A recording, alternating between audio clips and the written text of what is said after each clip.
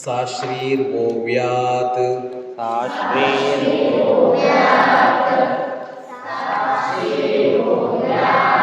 ಮುಂದೆ ಹೋಗಿ.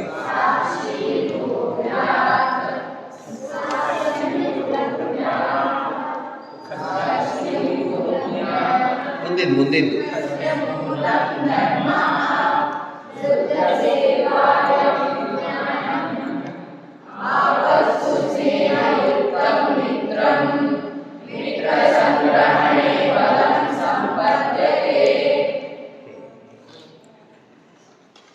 ಅಲಬ್ಧಲಾಭೋ ನಾಲಸಸ್ಯ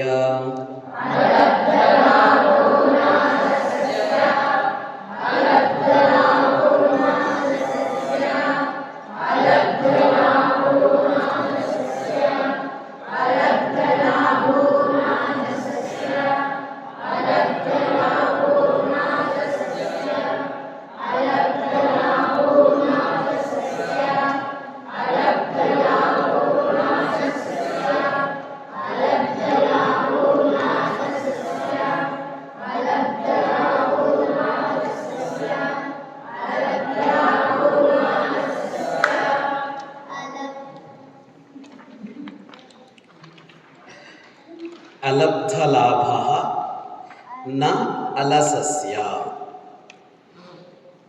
ಅಲಸ ಅಂದರೆ ಅಥವಾ ಆಲಸ ಅಂದರೆ ಸೋಮಾರಿ ಅಂತ ಅರ್ಥ. ಸೋಮಾರಿ ಅಂದರೆ ಗೊತ್ತಾ ನಿಮಗೆ? ಎಲ್ಲಾದರೂ ಸಿಕ್ಕಿದಾರಾ?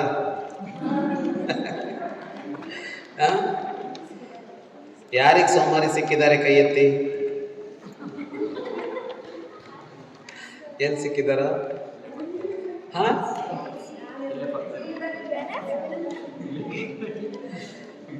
ಸೋಮಾರಿ ಏನ್ ಮಾಡ್ತಾನೆ?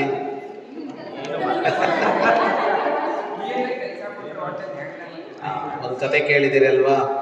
ಕ್ಲಾಸಲ್ಲಿ ಯಾರು ದೊಡ್ಡ ಸೋಮಾರಿ ಅಂತ ಮೇಷ್ಟ್ರು ಯಾರು ದೊಡ್ಡ ಸೋಮಾರಿ ಅಂತ ನೋಡಬೇಕು ಅಂತ ಮೇಷ್ಟ್ರು ಹೇಳಿದ್ರಂತೆ. ಈಗ ಸೋಮಾರಿ ಸಿಕ್ಕಿದಾನ ಅಂತ ನಾನು ಕೇಳಿದ್ನಲ್ಲ, ಅವ್ರು ಹಂಗೆ ಕೇಳಲಿಲ್ಲ. ಯಾರು ಸೋಮಾರಿನೋ ಅವ್ರ ಕೈ ಎತ್ತಿ ಅಂತ ಅಂದ್ರಂತೆ ಮೇಷ್ಟ್ರು. ಒಂದು 4 ಜನ ಕೈ ಎತ್ತಿದ್ರು. ನಾನು ಹಿಂಗೆ ಕೇಳಿದ್ರೆ ನೀವು ಕೈ ಎತ್ತೀರಾ? ಎತ್ತಲ್ಲ ಅಲ್ವಾ? 4 ಜನ ಕೈ ಎತ್ತಿದ್ರು. ಮೇಷ್ಟ್ರಿಗೆ ಗೊತ್ತಿತ್ತಲ್ಲ ಯಾರು ಸೋಮಾರಿ ಅಂತ. ಇವರೆಲ್ಲರಿಗಿಂತ ದೊಡ್ಡ ಸೋಮಾರಿ ಇದ್ದ, ಅವನು ಕೈ ಎತ್ತಿರಲಿಲ್ಲ. ಮೇಷ್ಟ್ರಂದ್ರು, ನೀನು ಯಾಕೋ ಕೈ ಎತ್ತಲಿಲ್ಲ? ನೀನು ಎಲ್ಲರಿಗಿಂತ ದೊಡ್ಡ ಸೋಮಾರಿ ಅಲ್ವೇನೋ ಅಂತ ಅಂದರು. ಅವನಂದ, ಯಾರು ಕೈ ಎತ್ತಾರೆ ಬಿಡಿ ಸರ್ ಅಲ್ವಾ?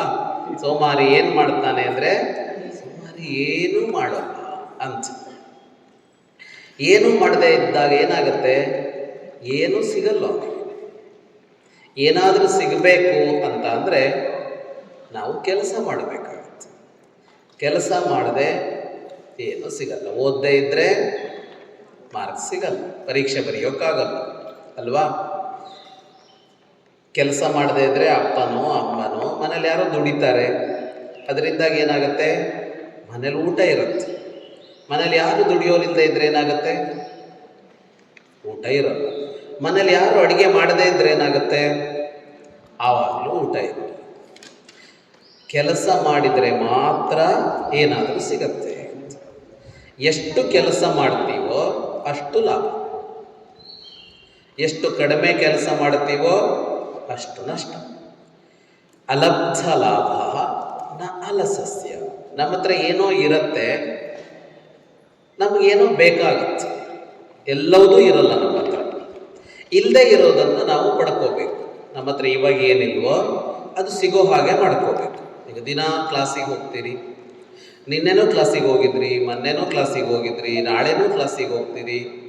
ಈಗ ಇವತ್ತು ಕ್ಲಾಸಿಗೆ ಬಂದಿದ್ದೀರಿ ಅಲ್ವಾ, ನಾಳೆನೂ ಯಾಕೆ ಬರಬೇಕು ಕ್ಲಾಸಿಗೆ ಅಂತ ಅಂದರೆ, ನಿನ್ನೆ ಏನು ನಮ್ಮ ಹತ್ರ ಇತ್ತೋ ನಿನ್ನೆವರೆಗೆ ಅದಲ್ಲದೆ ಇರೋದು ನಾಳೆ ಕ್ಲಾಸಿಗೆ ಹೋದಾಗ ಸಿಗುತ್ತೆ. ಅಂದರೆ ನಿನ್ನೆ ಗೊತ್ತಿರಲಿಲ್ಲ ಅದು, ಇವತ್ತು ಗೊತ್ತಿರಲಿಲ್ಲ ಅದು ನಾಳೆ ಕ್ಲಾಸಿಗೆ ಹೋಗಿ ಕೂತ್ಕೊಂಡಾಗ ಅದು ಗೊತ್ತಾಗುತ್ತೆ ನಮಗೆ ಅಲ್ವಾ? ನಾನು ಇವತ್ತೇನು ಪಾಠ ಮಾಡ್ತೀನೋ ಅದು ನಿನ್ನೆ ಗೊತ್ತಿತ್ತ ನಿಮಗೆ? ನಿನ್ನೆ ಏನು ಪಾಠ ಮಾಡಿದ್ನೋ ಅದು ಮೊನ್ನೆ ಗೊತ್ತಿತ್ತಾ? ಗೊತ್ತಿರಲಿಲ್ಲ. ಯಾವಾಗ ಗೊತ್ತಾಯ್ತದು?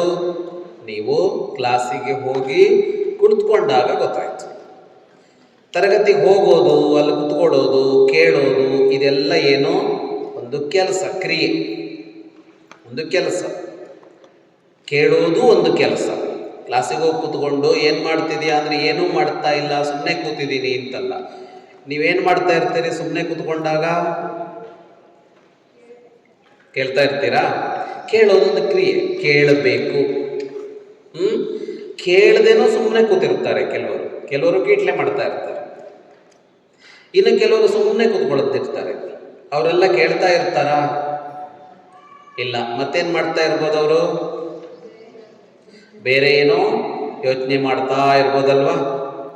ತಲೆ ಒಳಗೆ ಇನ್ನೇನೋ ಯೋಚನೆ ಮಾಡ್ತಾ ಹಿಂಗೆ ನೋಡ್ತಾ ಇರೋದು. ಪಾಠ ಮಾಡೋರನ್ನೇ ಎಷ್ಟು ಗಮನ ಇಟ್ಟು ಕೇಳ್ತಾ ಇದ್ದಾರೆ ಅಂತ ಅನ್ಕೋಬೇಕು. ತಲೆಯಲ್ಲೇನೋ ಅದೆಲ್ಲಿಗೋ ಓಡ್ತಾ ಇದೆ.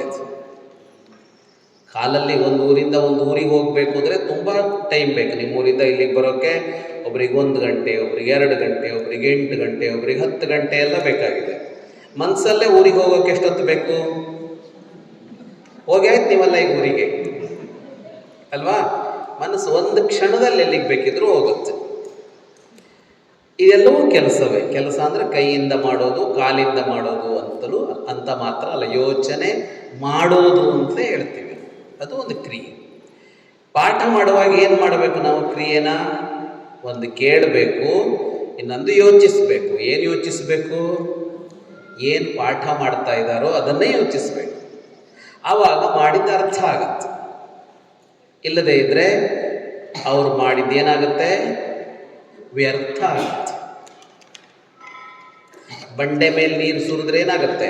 ಬಂಡೆ ನೀರನ್ನು ಎಳ್ಕೊಳತ್ತ ಒಳಗಡೆ? ಇಲ್ಲ. ಮಣ್ಣಿನ ಮೇಲೆ ನೀರು ಬಿದ್ದರೆ ಏನಾಗುತ್ತೆ? ಅದು ಒಳಗೆ ಸ್ವೀಕಾರ ಮಾಡುತ್ತೆ. ಬಂಡೆ ಮೇಲೆ ಬಿದ್ದರೆ ಅದು ಹರ್ಕೊಂಡು ಹೋಗುತ್ತೆ. ಹಂಗಾಗುತ್ತೆ. ಹಾಗಾಗಿ ನಮಗೆ ನಮ್ಮ ಹತ್ರ ಏನಿಲ್ವೋ ಅದು ಬೇಕು ಅಂತ ಅಂದರೆ ನಾವೇನು ಮಾಡಬೇಕು? ಕ್ರಿಯೆ ಮಾಡಬೇಕು, ಕೆಲಸ ಮಾಡಬೇಕು. ಸೋಮಾರಿಯಾದವನಿಗೆ ಏನು ಸಿಗೋಲ್ಲ. ಅಲಬ್ಧ ಲಾಭ. ಲಾಭ ಅಂದರೆ ಸಿಗೋದು. ಅಲಬ್ಧ ಅಂದರೆ ಇಲ್ಲಿವರೆಗೆ ಸಿಕ್ಕದೇ ಇರೋದು. ಈಗ ನಮ್ಮ ಹತ್ರ ಏನಿಲ್ವೋ ಅದು ಸಿಗಬೇಕು ಅಂತಂದರೆ ನಾವು ಏನು ಮಾಡಬಾರದು? ಏನಾಗಬಾರದು? ಸೋಮಾರಿತನ ಮಾಡಬಾರ್ದು, ಸೋಮಾರಿ ಆಗಬಾರ್ದು. ಮುಂದೆಂದಕ್ಕೆ ಹೋಗೋಣ. ಅಲಸೇನ ಲಬ್ಧಮಪಿ ರಕ್ಷಿತುಂ ನ ಶಕ್ಯತೆ.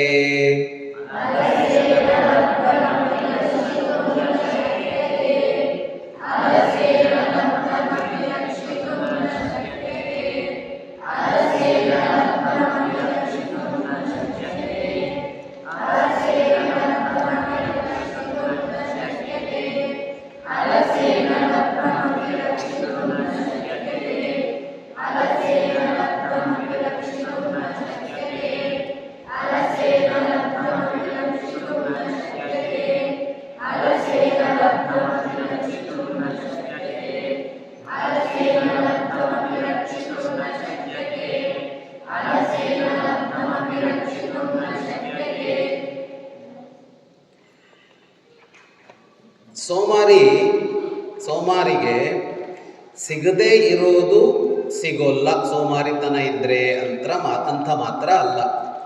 ನಮ್ಮ ಹತ್ರ ಏನೋ ಇದೆ, ನಮಗೆ ಸಿಕ್ಕಿದೆ, ಅದನ್ನು ನಾವು ಉಳಿಸ್ಕೋಬೇಕು ಅಂತ ಅಂದ್ರೂ ಉಳಿಸಿಕೊಳ್ಳೋದಕ್ಕೆ ಏನೋ ಕ್ರಿಯೆ ಮಾಡಬೇಕು, ಏನೋ ಕೆಲಸ ಮಾಡಬೇಕು. ಸೋಮಾರಿಗೆ ಏನೋ ಸಿಕ್ಕಿದೆ, ಅದನ್ನು ಉಳಿಸ್ಕೊಳ್ಳೋಕ್ಕಾಗಲ್ಲ. ಅದನ್ನು ಉಳಿಸ್ಕೊಳ್ಬೇಕು ಅಂತ ಅಂದ್ರೂ ಸೋಮಾರಿತನ ಬಿಡಬೇಕು. ಅಲಸೇನ ಲಬ್ಧಂ ಅಪಿ ರಕ್ಷಿತು ನ ಶಕ್ಯತೆ. ಪಾಠಕ್ಕೆ ಬಂದರೆ ಪಾಠ ಮಾಡ್ತಾರೆ ಕ್ಲಾಸ್ನಲ್ಲಿ ಮೇಷ್ಟ್ರು. ಪಾಠ ಮಾಡಿದಾಗ ಏನಾಯಿತು? ಅದು ನಮ್ಗೆ ಅರ್ಥ ಆಯಿತು, ಗೊತ್ತಾಯಿತು. ಆದರೆ ಇನ್ನೊಂದು ದಿನ ಕೇಳಿದರೆ, 15 ದಿನ ಬಿಟ್ಟು ಕೇಳಿದರೆ, 1 ತಿಂಗಳು ಬಿಟ್ಟು ಕೇಳಿದರೆ, ಎಕ್ಸಾಮ್ನಲ್ಲಿ ಕೇಳಿದರೆ ಅವತ್ತು ಅರ್ಥ ಆಗಿದ್ದೆಲ್ಲ ಹೇಳೋಕೆ ಬಂದುಬಿಡತ್ತಾ? ಬರೋಲ್ಲ. ಅದಕ್ಕೇನು ಮಾಡಬೇಕು? ಏನು ಮಾಡಬೇಕು? ಅಭ್ಯಾಸ ಮಾಡಬೇಕು. ಮತ್ತೆ ಓದಬೇಕದು, ಮತ್ತೆ ನೆನಪು ಮಾಡ್ಕೊಳ್ಬೇಕನ್ನ. ಓದೋದು ಅಂದ್ರೇನು? ಏನು ಅರ್ಥ ಆಗಿದೆಯೋ ಅದನ್ನು ಮತ್ತೆ ನೆನಪು ಮಾಡ್ಕೋಬೇಕು. ಆ ನೆನಪು ಮಾಡಿಕೊಂಡಾಗ ಆ ಕ್ರಿಯೆ ಮಾಡಿದಾಗ ಏನಾಗುತ್ತೆ, ಸಿಕ್ಕಿದ್ದು ಉಳ್ಕೊಳತ್ತೆ. ಇಲ್ಲ ಅಂದರೆ ಸಿಕ್ಕಿತು ಅಂದರೆ ಉಳಿಲೇ ಇಲ್ಲ. ಇದೇ ಥರ ಎಲ್ಲವೂ ಕ್ಲಾಸಲ್ಲಿ ಕಲಿತ ಪಾಠ ಅಂತ ಮಾತ್ರ ಅಲ್ಲ, ಲೈಫಲ್ಲೂ ಏನೆಲ್ಲ ಸಿಗತ್ತೋ ನಮಗೆ ಅದನ್ನು ಉಳಿಸ್ಕೊಳ್ಬೇಕು. ಒಂದು ಮನೆ ಇದೆ ನಮ್ಮ ಹತ್ರ, ಯಾರೋ ಹಿರಿಯರು ಮನೆ ಕಟ್ಸೋಗಿದ್ದಾರೆ, ಅಜ್ಜನೋ ಮುತ್ತಜ್ಜನೋ ಕಟ್ಟಿದ ಮನೆ ಇದೆ, ನಮಗೆ ಕೊಟ್ಟು ಹೋದರು. ಒಂದು ಹೊಲ ಇದೆ, ಒಂದು ತೋಟ ಇದೆ, ನಮಗೆ ಕೊಟ್ಟು ಹೋದರು. ಅದು ಚೆನ್ನಾಗಿ ಇರಬೇಕು, ಉಳಿಬೇಕು ಅಂದ್ರೆ ನಾವೇನು ಮಾಡಬೇಕು, ಅದನ್ನು ಸರಿಯಾಗಿ ನೋಡ್ಕೋಬೇಕು. ಮನೆಯನ್ನು ಚೆನ್ನಾಗಿ ನೋಡ್ಕೋಬೇಕು, ಹೊಲ ತೋಟಗಳನ್ನು ಚೆನ್ನಾಗಿ ನೋಡ್ಕೊಳ್ಬೇಕು. ನೋಡ್ಕೊಳ್ಳದೆ ಇದ್ರೆ ಏನಾಗುತ್ತೆ, ನಾವು ಪ್ರಯತ್ನ ಪಡಲಿಲ್ಲ, ಪ್ರಯತ್ನ ಪಡ್ದೇನೆ ಸಿಕ್ತು, ಆದರೆ ಉಳಿಸ್ಕೊಳ್ಳೋಕ್ಕಾಗಲ್ಲ, ಹಾಳಾಗಿ ಬಿಡುತ್ತೆ. ಹಾಗಾಗಿ ಸೋಮಾರಿತನದ ಎರಡನೇ ಸಮಸ್ಯೆ ಏನು, ತಾನಾಗಿ ಸಿಕ್ಕಿದ್ರೂ ಅದನ್ನು ಉಳಿಸ್ಕೊಳ್ಳೋದಕ್ಕಾಗೋದಿಲ್ಲ. ಅದು ಉಳಿಬೇಕು ಅಂತ ಅಂದರೆ ಮತ್ತೆ ಏನು ಬೇಕು, ಕ್ರಿಯೆ ಬೇಕು, ಕ್ರಿಯಾಶೀಲತೆ ಬೇಕು. ಮುಂದಿದ್ದಕ್ಕೆ ಹೋಗೋಣ. ನಚಾಲಸಸ್ಯ ರಕ್ಷಿತಂ ವಿವರ್ಧತೆ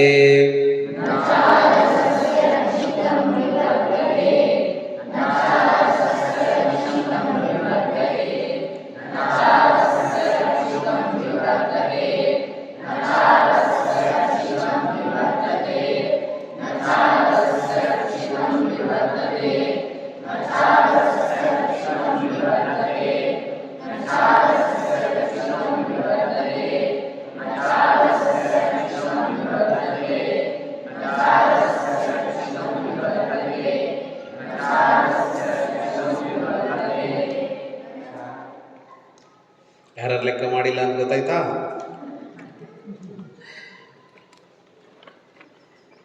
ಈ ಸೋಮಾರಿತನ ಇದೆಯಲ್ಲ, ಇದಕ್ಕೆ ಮೂರನೇ ಸಮಸ್ಯೆನೂ ಇದೆ.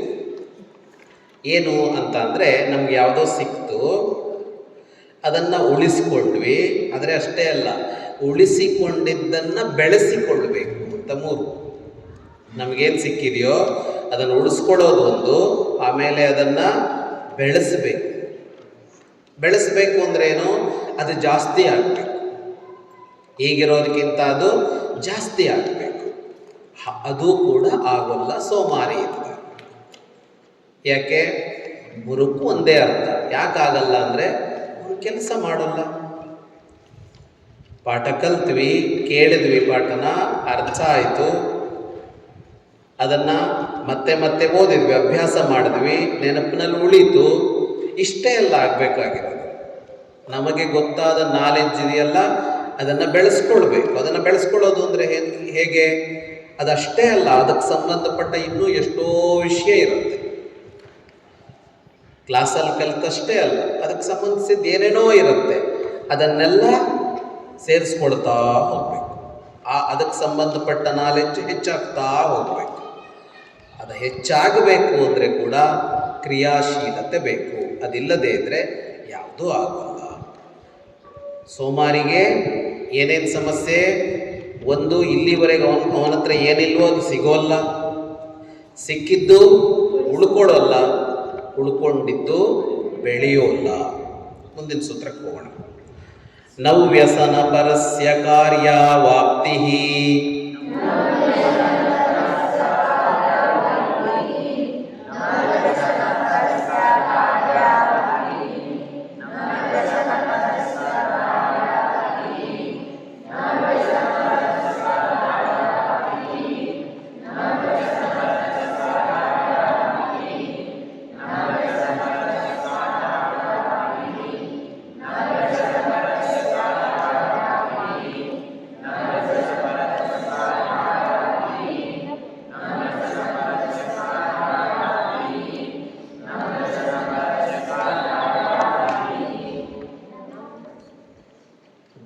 ಯಾರಿಗೆ ವ್ಯಸನ ಇರುತ್ತೋ ಅವರಿಗೆ ಯಶಸ್ಸು ಸಿಕ್ಕೋಲ್ಲ ಅಂತ ಹೇಳುತ್ತೆ ಈ ಸೂತ್ರ.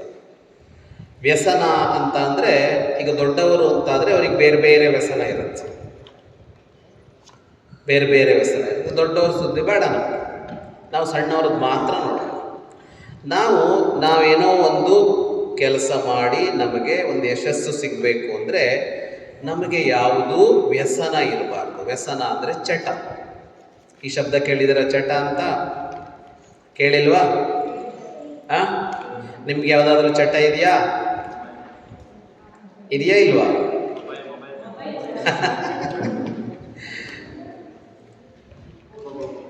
ಕೈಯಲ್ಲಿ ಮೊಬೈಲ್ ಸಿಕ್ಕಿ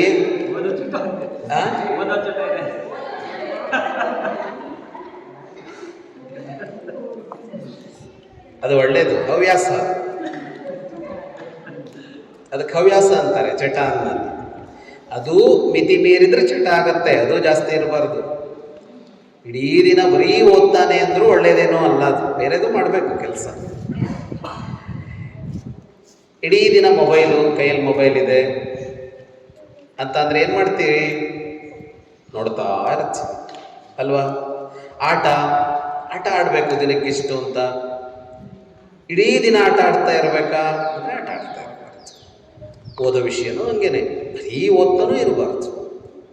ಶಿಬಿರದಲ್ಲಿ ನಿಮಗೆ ಆಟನೂ ಆಡಿ ಅಂತ ಕಳಿಸೋದು ಯಾಕೆ ಅಂದರೆ ಬರೀ ಓದೋದಲ್ಲ, ಬರೀ ಪಾಠ ಕೇಳೋದಲ್ಲ, ಎಲ್ಲ ಮಾಡಬೇಕು. ಒಂದು ದಿನದ 24 ಗಂಟೆ ಅಂದರೆ ಅದರಲ್ಲಿ ಬೇರೆ ಬೇರೆ ತರಹದ ಕೆಲಸ ಮಾಡಬೇಕು.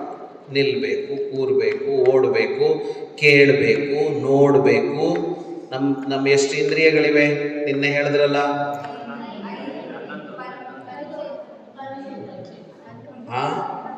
ಯಾರು 11 ಒಂದಿತ್ತು? ಯಾವ್ದ್ಯಾವುದು? 5 ಜ್ಞಾನೇಂದ್ರಿಯ, 5 ಕರ್ಮೇಂದ್ರಿಯ, 1 ಮನಸ್ಸು. 11 ಇಂದ್ರಿಯಗಳಿವೆಯಲ್ಲ, ಅದಲ್ಲದ ನಮ್ಮ ಅಂಗಾಂಗಗಳಿವೆಯಲ್ಲ, ಇವಕ್ಕೆಲ್ಲದಕ್ಕೂ ಕೆಲಸ ನಡೀಬೇಕು. ನೀವು ಈಗ ಹೈಸ್ಕೂಲ್ವರೆಗೆ ಬಂದವರಿಗೆ ಪಾಠ ಬಂದಿರತ್ತಲ್ವಾ, ನಮ್ಮ ಒಳಗಡೆ ಏನೇನೋ ಕೆಲಸ ಮಾಡ್ತಾ ಇರುತ್ತೆ ಅಲ್ವಾ? ದೇಹದ ಒಳಗಡೆ ನರವ್ಯೂಹ ಇದೆ, ರಕ್ತ ಪರಿಚಲನಾಂಗ ವ್ಯೂಹ ಇದೆ, ಅವೆಲ್ಲ ಕೆಲಸ ಮಾಡ್ತಾ ಇರ್ತವೆ. ಜೀರ್ಣಾಂಗ ವ್ಯೂಹ ಇದೆ. ಹಿಂಗಂದ್ರಲ್ಲ ಏನು ಗೊತ್ತಾಗಲ್ಲ ಅಲ್ವಾ? ಇವೆಲ್ಲ ಕೆಲಸ ಮಾಡ್ತಾ ಇರ್ತವೆ ಒಳಗಡೆ. ಹಾಗೆ ಎಲ್ಲ ಇಂದ್ರಿಯಗಳು ಕೆಲಸ ಮಾಡ್ತಾ ಇರಬೇಕು. ನಾವೇನು ಮಾಡ್ತೀವಿ? ಯಾವುದೋ ಒಂದೇ ಇಂದ್ರಿಯಕ್ಕೆ ಕೆಲಸ ಕೊಡ್ತೀವಿ. ಯಾವ ಇಂದ್ರಿಯಕ್ಕೆ? ಒಂದು ಕೈ ಬೆರಳು, ಇನ್ನೊಂದು 2 ಕಣ್ಣು ಅಲ್ವಾ? ಮೊಬೈಲ್ ಹಿಡ್ಕೊಳ್ಳೋದು, ಹಿಂಗೆ ಮಾಡೋದು, ನೋಡ್ತಾ ಇರೋದು ಕಣ್ಣಲ್ಲಿ. ಎಲ್ಲ ಇಂದ್ರಿಯಗಳಿಗೂ ಕೆಲಸ ಅಂದ್ರೇನು? ಮಲಗಬೇಕು, ಕುಣಿಬೇಕು, ಓಡಬೇಕು, ಆಡಬೇಕು, ಏರಬೇಕು, ಇಳಿಬೇಕು, ತಿನ್ನಬೇಕು, ಓದಬೇಕು, ಎಲ್ಲದಕ್ಕೂ ಕೆಲಸ ಕೊಡಬೇಕು. ಅದಿಲ್ಲ, ಯಾವುದೋ ಒಂದರಲ್ಲೇ ಇರ್ತೀವಿ ಅಂತಂದ್ರೆ ಏನಾಗತ್ತೆ? ನಾವು ಏನು ಕೆಲಸ ಮಾಡಿ ಏನು ನಮಗೆ ಸಿಗಬೇಕು ಅದು ಸಿಗೋಲ್ಲ. ಮೊಬೈಲ್ ನೋಡ್ತಾ ಇದ್ರೆ ಏನೆಲ್ಲ ಮಿಸ್ ಆಗುತ್ತೆ ನಮಗೆ? ಏನೇನು ಮಿಸ್ ಆಗುತ್ತೆ? ಆಟ ಇಲ್ಲ, ಆಮೇಲೆ ಅದು ನೋಡೋಣ, ಪ್ಲಸ್ ಆಗೋದು ಆಮೇಲೆ ನೋಡೋಣ, ಮಿಸ್ ಆಗೋದು ನೋಡೋಣ. ಆಮೇಲೆ ಯಾರ ಜೊತೆಗೂ ಮಾತಾಡೋಲ್ಲ, ಫ್ರೆಂಡ್ಸ್ ಜೊತೆಗೆ ಸೇರೋಲ್ಲ, ಮನೇಲಿದ್ದವ್ರ ಜೊತೆಗೂ ಮಾತಾಡೋಲ್ಲ ಅಲ್ವಾ? ಎಲ್ಲೂ ಓಡಾಟ ಮಾಡಲ್ಲ, ಹೊರಗಡೆ ಹೋಗಲ್ಲ. ಮಿಸ್ ಆಗತ್ತಲ್ವಾ? ಯಾವುದ್ರ ಬಗ್ಗೆನೂ ಆಸಕ್ತಿ ಇಲ್ಲ, ಬರೀ ಇದ್ರ ಮೇಲೆ ಮಾತ್ರ ನೋಡ್ತಾ ಇರ್ತೀವಿ. ಇಲ್ಲಿ ಬಂದ್ರಲ್ಲ ನೀವು, ಎಷ್ಟು ಥರದ ಪಕ್ಷಿ ನೋಡಿದ್ದೀರಿ ಇಲ್ಲಿಗೆ 2 ದಿನದಲ್ಲಿ? ನೋಡಿದ್ದೀರಾ? ಯಾವ್ದಾದ್ರು ಒಂದು ಪಕ್ಷಿನಾದರೂ ಗಮನಿಸಿದ್ದೀರಾ? ನೀವಲ್ಲ, ಇಲ್ಲಿರೋರಲ್ಲ, ಬಂದವರು. ಇದೆಲ್ಲ ಯಾವಾಗ ಅಂದರೆ ನಿಮ್ಗೊಂದು ಆಸಕ್ತಿ ಇದ್ದಾಗ ಇಷ್ಟು ಮರ, ಇಷ್ಟು ಗಿಡ ನೋಡ್ತೀವಿ. ಸುಮ್ಮನೆ ಹಿಂಗೆ ನೋಡ್ತೀವಿ. ಒಂದೊಂದು ಮರಕ್ಕೂ ಒಂದೊಂದು ಬಣ್ಣ ಇದೆ, ಒಂದೊಂದು ಎಲೆಗೆ ಒಂದೊಂದು ಬಣ್ಣ ಇದೆ, ಒಂದೊಂದು ಎಲೆ ಒಂದೊಂದು ಆಕಾರದಲ್ಲಿದೆ. ಎಷ್ಟು ಟೈಪಲ್ಲಿ ಇದೆ ನೋಡಿ. ಅದನ್ನು ಚಿತ್ರ ಬಿಡಿಸ್ಬೇಕು ಅಂದರೆ ಎಷ್ಟು ಕಷ್ಟ, ಅಷ್ಟು ಚಿತ್ರ ಹೊರಗಡೆ ಇದೆ. ಅದು ಒಂದೊಂದ್ರ ಹೂ ಬೇರೆ ಥರ, ಒಂದೊಂದ್ರ ಕಾಯಿ ಬೇರೆ ಥರ. ಇದನ್ನೆಲ್ಲ ನೋಡೋದು ಅಭ್ಯಾಸ ಬಿಟ್ಟೋಗ್ಬಿಡುತ್ತೆ. ಇವೆಲ್ಲ ಮಿಸ್ ಆಗುತ್ತೆ. ಇವೆಲ್ಲ ಖುಷಿ ಕೊಡುತ್ತೆ, ಆದರೆ ಎಲ್ಲ ಖುಷಿಗಳೇನಾಗ್ತವೆ? ಕಳೆದೋಗ್ತವೆ. ಇನ್ನು ಅವನು ಹೇಳಿದ್ನಲ್ಲ, ಪ್ಲಸ್ ಆಗುತ್ತೆ. ಅದನ್ನ ಮಾಡ್ತಾ ಇರೋದ್ರಿಂದ ಕೆಲವು ಸೇರ್ಕೊಡುತ್ತೆ. ಏನೆಲ್ಲ ಸೇರ್ಕೊಡುತ್ತೆ? ಕಣ್ಣು ನೋವು ಶುರುವಾಗುತ್ತೆ, ತಲೆನೋವು ಶುರುವಾಗುತ್ತೆ, ಕತ್ನೋವು ಶುರುವಾಗುತ್ತೆ, ನೋಡೋರಿಗೂ ಶುರುವಾಗುತ್ತೆ, ತಲೆನೋವು ಮನೆಯವರಿಗೂ ಶುರುವಾಗುತ್ತೆ. ಏನಾಗುತ್ತೆ? ನಿಜ. ಇನ್ನೊಂದು ಮುಖ್ಯವಾಗಿ ಭಾಳ ಏನು ಅಂದರೆ ನೆನಪಿನ ಶಕ್ತಿ ಕಡಿಮೆ ಆಗುತ್ತೆ. ತುಂಬ ನೋಡ್ತಾ ಇದ್ದಾಗ ಚಿಕ್ಕವರು ಅಂತಲ್ಲ, ದೊಡ್ಡವರು ಕೂಡ ನೆನಪಿನ ಶಕ್ತಿ ಕಡಿಮೆ ಆಗ್ತಾ ಹೋಗುತ್ತೆ ಅದನ್ನು ನೋಡಿದಾಗ. ಇದೆಲ್ಲ ಆಗುತ್ತೆ. ಇದು ಮೊಬೈಲ್ ಒಂದಾದರೆ ಈ ಥರದ್ದು ಎಷ್ಟೋ ಚಟಗಳಿರುತ್ತೆ. ದೊಡ್ಡಾದ ಮೇಲೆ ಇನ್ನೂ ಎಷ್ಟೆಷ್ಟೋ ಚಟಗಳಿವೆ. ಅದೆಲ್ಲ ಏನು ಮಾಡುತ್ತೆ ಅಂದರೆ, ಇದೆಲ್ಲ ಮಾಡಿದಾಗ ನಮಗೆ ಸಿಗಬೇಕು ಯಾವುದು ಸಿಗೋಲ್ಲ. ಪರೀಕ್ಷೆಯಲ್ಲಿ ಚೆನ್ನಾಗಿ ಓದೋಕ್ಕಾಗಲ್ಲ, ಮಾರ್ಕ್ಸ್ ಬರಲ್ಲ ಅಂತ ನಿಮ್ಮ ಲೆವೆಲ್ಲಿಗೆ. ದೊಡ್ಡವರಿಗೆ ಹೋದರೆ ಇನ್ನೂ ಬೇಕಷ್ಟಿದೆ. ಅವರಿಗೆ ಚೆನ್ನಾಗಿ ದುಡಿಯೋಕ್ಕಾಗಲ್ಲ, ಮನೆಯವ್ರ ಜೊತೆಗೆಲ್ಲ ಖುಷಿಯಾಗಿರೋಕ್ಕಾಗಲ್ಲ, ಏನೆಲ್ಲ ಸಮಸ್ಯೆಗಳು ಬರ್ತಾ ಹೋಗ್ತವೆ ಅದರಲ್ಲಿ. ಹಾಗಾಗಿ ಏನಿರಬಾರದು ಅಂತ ಅಂದರೆ ವ್ಯಸನ ಇರಬಾರ್ದು, ಚಟ ಇರಬಾರ್ದು ಯಾವುದರಲ್ಲೂ. ಮುಂದೆ ಹೋಗೋಣ. ಅಗ್ನಿದಾಹಾದಪಿ ವಿಶಿಷ್ಟಂ ವಾಕ್ಪಾರುಷ್ಯಂ.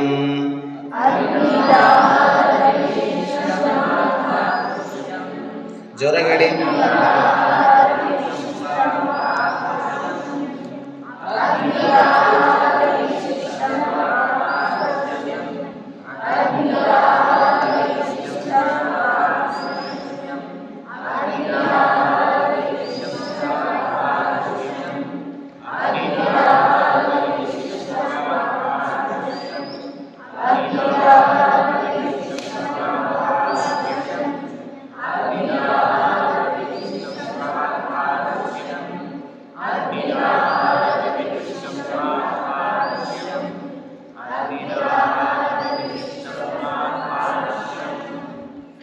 ಈ ಕೈಯಲ್ಲಿ ಲೆಕ್ಕ ಮಾಡೋದಿದೆಯಲ್ಲ, ಅದಕ್ಕೊಂದು ಪದ್ಧತಿ ಇದೆ. ಈ ಕೈಯಲ್ಲಿ ಲೆಕ್ಕ ಮಾಡ್ತೀವಲ್ಲ ಬೆರಳಲ್ಲಿ, ಮೊದಲು ಇದರಿಂದ ಆರಂಭ ಮಾಡಬೇಕು ಮಡ್ಚೋದಕ್ಕೆ. 1 2 3 4 5. ಆಮೇಲೆ ಬಿಡೋದಕ್ಕೆ ಆರಂಭ ಮಾಡೋದು ಇಲ್ಲಿಂದ 6 7 8 9 10 ಅಂತ ಮಾಡಬೇಕು. ನೀವು ತುಂಬ ಜನ ಹೆಂಗೆ ಮಾಡ್ತೀರಿ, 1 2 3 4 5 6 7 8 9 10 ಅಂತ ಬಿಡ್ತೀರಿ ಅಲ್ವಾ. ಈ ಒಂದು ಸಲ ಮಾಡಿ ಎರಡರಲ್ಲಿ ಯಾವುದು ನಿಮ್ಗೆ ಅನುಕೂಲ ಆಗುತ್ತೆ ಅಂತ ನೋಡಿ. ಕೈಗೆ ಹಿಂಗೆ ಶುರು ಮಾಡಿ, ಇಲ್ಲಿಂದ ಬಿಡ್ತಾ ಬನ್ನಿ. ಈಗ ನೀವು ಮಾಡ್ತಿದ್ರಲ್ಲ ಹಾಗೆ ಮಾಡಿ. ಇಲ್ಲಿಂದ ಶುರು ಮಾಡಿಕೊಂಡು ಇಲ್ಲಿಂದ ಬಿಡಿ. ಏನು ಸಮಸ್ಯೆ ಆಯಿತು? ಇಲ್ಲಿ ಬೆರಳು ನೋವು ಬಂದಂಗೆ ಆಗುತ್ತಲ್ವಾ, ಇಲ್ಲಿಂದನೇ ಬಿಡ್ತಾ ಬರಬೇಕು. ಅಗ್ನಿದಾಹಾತ್ ಅಪಿ ವಿಶಿಷ್ಟಂ ವಾಕ್ಪಾರುಷ್ಯಂ. ನೀವೆಲ್ಲ ಮಾತಾಡ್ತೀರಿ ಅಲ್ವಾ? ಎಲ್ಲರಿಗೂ ಮಾತಾಡೋಕೆ ಬರುತ್ತಾ?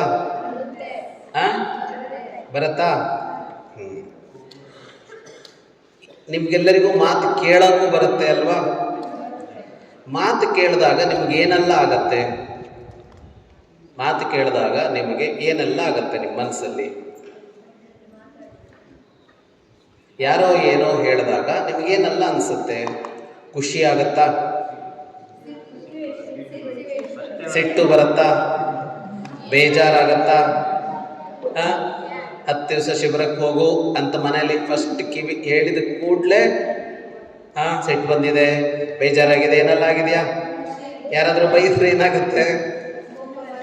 ಕೋಪ ಬರುತ್ತಲ್ವಾ? ಯಾರಾದರೂ ಪ್ರೀತಿಯಿಂದ ಮಾತಾಡ್ಸಿದ್ರೆ ಏನಾಗುತ್ತೆ? ಖುಷಿ ಆಗುತ್ತೆ. ಈಗ ನಮಗೆ ಖುಷಿ ಆಗಬೇಕು, ಬೇಜಾರಾಗಬೇಕು? ಮನುಷ್ಯರಿಗೆ ಖುಷಿ ಆಗಬೇಕು.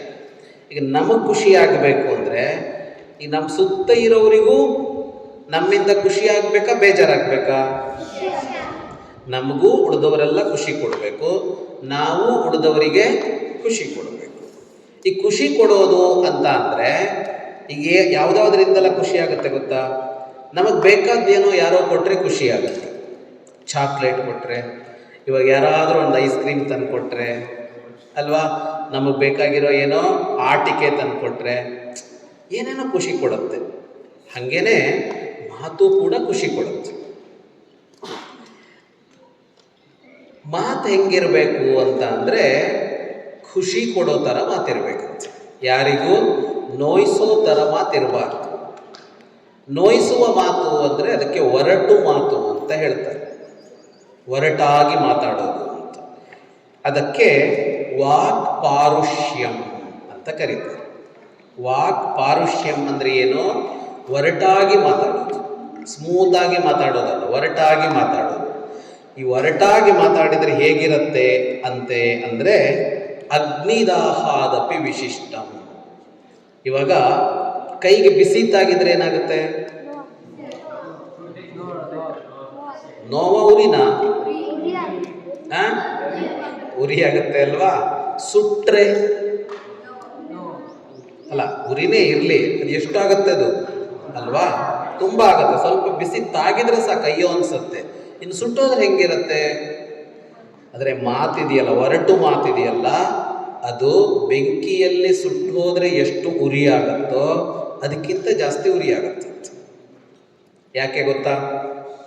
ಈಗ ಕೈಯೇನೋ ಸುಡ್ತು ಅಂತ ಅನ್ಕೋರೋಣ, ಏನೋ ಕೆಲಸ ಮಾಡುವಾಗ ಎಷ್ಟೊತ್ತಿರುತ್ತೆ ಅದು? ಒಂದು ಸ್ವಲ್ಪ ಸುಟ್ಟರೆ ಒಂದು ದಿನ ಇರುತ್ತೆ, 2 ದಿನ ಇರುತ್ತೆ, ಬರ್ನಾಲ್ ಹಚ್ಕೋತೀವಿ, ಏನೋ ಮಾಡ್ಕೋತೀವಿ, ಹೋಗ್ಬಿಡತ್ತೆ ಅದು. ಆದರೆ ಒರಟಾಗಿ ಮಾತಾಡಿರ್ತಾರಲ್ಲ, ಅದು ಹಂಗೆ ಹೋಗಲ್ಲ. ಅದು ಯಾವಾಗಲೂ ಉಳ್ಕೊಳ್ಳುತ್ತೆ. ಅದು ಯಾವಾಗಲೂ ನೆನಪಿರುತ್ತದು. ನೆನಪಾದಾಗಲ್ಲ ಅದೇನು ಮಾಡುತ್ತೆ? ಚುಚ್ಚುತ್ತಾ ಇರುತ್ತೆ, ಕಷ್ಟ ಕೊಡ್ತಾ ಇರುತ್ತೆ. ಯಾರೋ ಒರಟಾಗಿ ಮಾತಾಡುತ್ತೆ, ಯಾರೋ ಕೆಟ್ಟದಾಗಿ ಮಾತಾಡುತ್ತೆ. ಹಾಗಾಗಿ ಒರಟು ಮಾತು ಬೆಂಕಿಯಲ್ಲಿ ಸುಡೋದಕ್ಕಿಂತಲೂ ಉರಿಯಾಗತ್ತೆ. ಹಾಗಾಗಿ ಏನು ಮಾಡಬಾರದು? ನಾವು ಒರಟಾಗಿ ಮಾತನ್ನು ಆಡಬಾರದು, ಒರಟಾಗಿ ಮಾತನ್ನು ಕೇಳಬಾರದು. ಸರಿ, ನಮ್ಮ ಪಕ್ಕ ಇದ್ದವರು ಒರಟಾಗಿ ಮಾತಾಡಬಾರ್ದು ನಮಗೆ. ಆದರೆ ನಾವೇನು ಕಲಿಬೇಕು ಅಂತ ಅಂದರೆ, ಅದು ಉರಿಯಾಗತ್ತೆ ಅಂದಮೇಲೆ ನಾನು ಯಾರಿಗೂ ಉರಿಸಬಾರದು, ಯಾರಿಗೂ ನೋವಾಗೋ ಥರ ಮಾತಾಡಬಾರ್ದು, ಒರಟಾಗಿ ಮಾತನಾಡಬಾರದು. ಮುಂದಿನಕ್ಕೆ ಹೋಗೋಣ.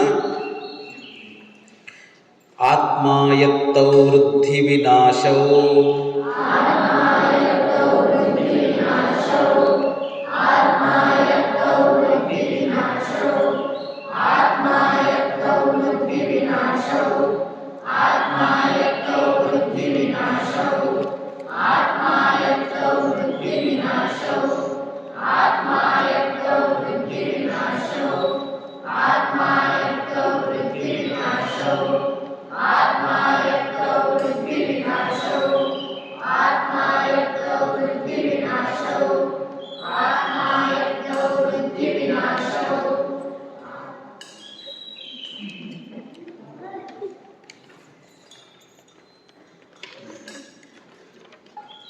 ವೃದ್ಧಿ ವಿನಾಶ ಇದೆರಡಕ್ಕೂ ನಾವೇ ಕಾರಣ ಅಂತ ಈ ಸೂತ್ರ ಹೇಳುತ್ತೆ. ವೃದ್ಧಿ ವಿನಾಶ ಎರಡದಕ್ಕೂ ನಾವೇ ಕಾರಣ. ಯಾರ ವೃದ್ಧಿ ಯಾರ ವಿನಾಶ ಅಂದರೆ ನಮ್ಮ ವೃದ್ಧಿಗೆ ನಮ್ಮ ವಿನಾಶಕ್ಕೆ ನಾವೇ ಕಾರಣ. ನಾವು ಹೇಗೆ ನಡ್ಕೋತೀವೋ ಹಾಗಾಗತ್ತೆ. ನಾವು ನಮ್ಮ ಬೆಳವಣಿಗೆಗೆ ಬೇಕಾದ ಕೆಲಸ ಮಾಡಿದರೆ ನಮಗೆ ಒಳ್ಳೆಯದಾಗತ್ತೆ. ನಮ್ಮ ಬೆಳವಣಿಗೆಗೆ ವಿರುದ್ಧವಾದ ಕೆಲಸ ಮಾಡಿದರೆ ನಮಗೆ ಕೆಡುಕಾಗುತ್ತೆ. ಈಗ ಬೇಡವಾದದ್ದನ್ನು ತಿಂದರೆ ಏನಾಗುತ್ತೆ? ಆರೋಗ್ಯ ಕೆಡುತ್ತೆ ಅಲ್ವಾ? ಐಸ್ ಕ್ರೀಮ್ ತಿನ್ನಬೇಕು, ತುಂಬ ಐಸ್ ಕ್ರೀಮ್ ತಿಂದರೆ ಏನಾಗುತ್ತೆ? ಜೋರಾಗೇಳಿ. ನೆಗಡಿ ಬರುತ್ತೆ, ಕೋಲ್ಡ್ ಆಗುತ್ತೆ ಅಲ್ವಾ? ಈ ತಿಂದಿದ್ಯಾರೋ ಐಸ್ ಕ್ರೀಮ್ನ ಅಲ್ವಾ? ನಮಗೆ ಕೋಲ್ಡ್ ಆಗೋದಕ್ಕೆ ಯಾರು ಕಾರಣ ಆಯ್ತಲ್ಲ ಅವಾಗ? ನಾವೇ ಕಾರಣ. ಒಳ್ಳೆ ಆಹಾರ ತಿಂದರೆ ಏನೂ ಆಗಲ್ಲ, ಅದರದ್ದು ಆರೋಗ್ಯ ಚೆನ್ನಾಗಿರುತ್ತೆ ಅಲ್ವಾ? ಚೆನ್ನಾಗಿ ನಿದ್ದೆ ಮಾಡಿದರೆ, ಹಿರಿಯರು ಹೇಳಿದ ಮಾತು ಕೇಳಿದರೆ ಚೆನ್ನಾಗಿರುತ್ತೆ. ಅದಕ್ಕೆ ವಿರುದ್ಧವಾಗಿ ಮಾಡಿದರೆ ಏನಾಗುತ್ತೆ? ನಮಗೆ ತೊಂದರೆ ಆಗುತ್ತೆ. ದೊಡ್ಡವರಾದ್ಮೇಲೆ ಇನ್ನೂ ಅರ್ಥ ಆಗುತ್ತೆ ನಿಮಗೆ. ಚಿಕ್ಕವರಿದ್ದಾಗ ಏನಾಗುತ್ತೆ, ನಿಮ್ಗೆ ಯಾರು ನಿಮ್ಮನ್ನು ಕರ್ಕೊಂಡು ಹೋಗೋರು ಇರ್ತಾರೆ, ಹೇಳೋರು ಕೇಳೋರೆಲ್ಲ ಇರ್ತಾರೆ. ದೊಡ್ಡವರಾದ ಮೇಲೆ ಏನಾಗುತ್ತೆ? ಯಾರು ಹೇಳೋರು ಕೇಳೋರಿಲ್ಲ ಅಂತ ನನಗೆ ಗೊತ್ತು ಅಂತ ಬರುತ್ತೆ. ನನಗೆ ಗೊತ್ತು ಅಂತ ಏನು ಮಾಡ್ತೀವಿ? ನನ್ನ ಮನಸ್ಸಿಗೆ ಬಂದಾಗ ಕೆಲಸ ಮಾಡ್ತೀವಿ. ಅದರಿಂದಾಗಿ ಏನಾಗುತ್ತೆ? ಉದ್ಧಾರನೂ ಆಗ್ಬೋದು, ನಾವು ಹಾಳು ಆಗ್ಬೋದು. ಯಾರೋ ನಮ್ಮನ್ನು ಉದ್ಧಾರ ಮಾಡಿದ್ರು, ಯಾರೋ ನಮ್ಮನ್ನು ಹಾಳು ಮಾಡಿದ್ರು ಅಂತ ಇಲ್ಲ. ನಾವೇನು ಮಾಡ್ಕೊಂಡಿದ್ದೇವೋ ಅದೇ ಫಲ ನಮಗೆ ಸಿಕ್ಕಿದೆ. ಯಾವ ದಾರಿಲಿ ಹೋಗಬೇಕಿತ್ತೋ ಆ ದಾರಿಲಿ ಹೋಗಿಲ್ಲ. ದಾರಿನಲ್ಲಿ ಹೋಗ್ತಾ ಇದ್ರಿ, ವಾಕಿಂಗ್ ಹೋಗ್ತೀರಿ ನೀವು, ದಾರಿ ತಪ್ಪಿ ಆಚೆ ಈಚೆ ಹೋದರೆ ಕಾಲಿಗೆ ಮುಳ್ಳು ಚುಚ್ಚತ್ತೆ ಅಂತ ಅನ್ಕೊಳ್ಳೋಣ. ಯಾರು ಹೋಗಿದ್ದು ದಾರಿ ತಪ್ಪಿ ಆಚೆಗೆ? ನಾವೇ ಹೋಗಿದ್ದು. ದಾರಿಲಿದ್ದಿದ್ರೆ ಮುಳ್ಳು ಚುಚ್ತಾ ಇರಲಿಲ್ಲ. ದಾರಿ ತಪ್ಪಿ ಎಲ್ಲೋ ಹೋದ್ವಿ, ಕಾಲಿಗೆ ಮುಳ್ಳು ಚುಚ್ಚ. ನೋಡ್ಕೊಂಡು ನಡಿಬೇಕು, ಇಲ್ಲ ಓಡಿದ್ವಿ, ಬೀಳ್ತೀವಿ. ಯಾರು ಓಡಿದ್ದು ಅಂದರೆ ನಾವೇ ಓಡಿದ್ದು. ಹಾಗಾಗಿ ನಾವು ಉದ್ಧಾರ ಆಗೋದಕ್ಕೂ ನಾವು ಹಾಳಾಗೋದಕ್ಕೂ ಯಾರು ಕಾರಣ ಬದುಕಿನಲ್ಲಿ? ನಾವೇ ಕಾರಣ, ಬೇರೆ ಯಾರೂ ಅಲ್ಲ. ನಾವು ಯಾರ ಜೊತೆಗಿರಬೇಕು, ಏನು ಓದಬೇಕು, ಏನು ಕೇಳಬೇಕು, ಏನು ಮಾಡಬೇಕು ಅನ್ನೋದನ್ನು ನಾವೇ ನಿರ್ಣಯಿಸಿ ಮಾಡಬೇಕು. ಅದರಿಂದಲೇ ಒಳ್ಳೆಯದು ಅಥವಾ ಕೆಟ್ಟದ್ದು ಅನ್ನೋದಾಗುತ್ತೆ. ಮುಂದಿನ ಹೋಗೋಣ. ಉಪಾಯ ಪೂರ್ವಂ ಕಾರ್ಯಂ ನ ದುಷ್ಕರಂ ಸ್ಯಾತ್.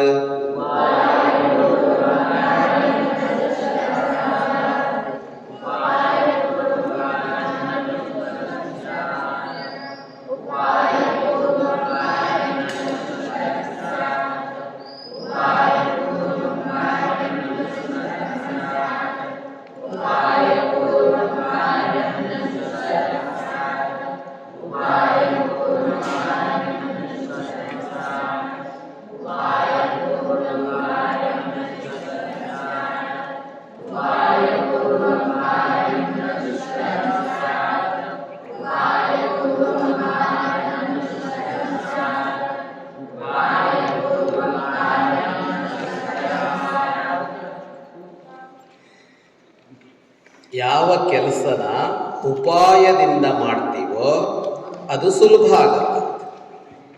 ಉಪಾಯದಿಂದ ಮಾಡಿದ ಕೆಲಸ ಸುಲಭ ಆಗುತ್ತೆ ಅನ್ನೋದಕ್ಕೆ ಇಲ್ಲೇ ಒಂದು ಉದಾಹರಣೆ ಕೊಡ್ಲಾ? ನಿನ್ನ ಹೆಸರೇನು? ಏನಂತೆ? ಧೃತಿ. ನಿಮ್ಮ ಕೈಯಲ್ಲೆಲ್ಲ ಪೇಪರ್ ಇದೆ ಅಲ್ವಾ? ನೀವು ಕೆಳಗಿಟ್ಕೊಂಡು ಬಗ್ಗೆ ಎಲ್ಲ ಕಷ್ಟಪಡ್ತೀರಿ ಅಲ್ವಾ? ಒಂದು ಸ್ವಲ್ಪ ಧೃತಿನ ನೋಡಿ, ಹಿಂದಿದ್ದರೆ ಎದ್ದು ನೋಡಿ ಅವಳು ಹೆಂಗೆ ಇಟ್ಕೊಂಡಿದ್ದಾಳೆ ಅಂತ.